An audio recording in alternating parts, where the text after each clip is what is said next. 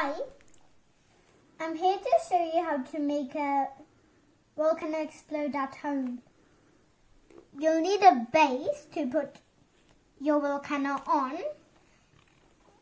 and Play-Doh, lemon juice, baking soda, and a spoon.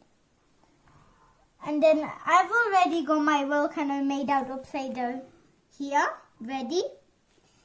And then we put the baking soda in.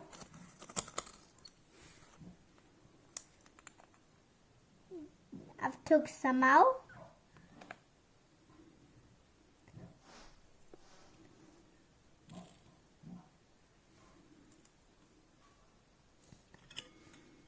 And now done.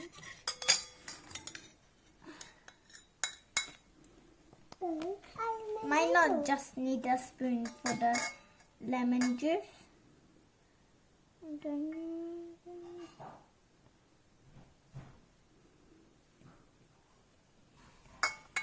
And it's exploding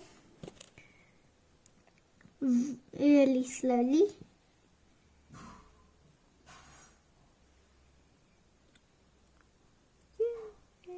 And now it's coming out, and there you go.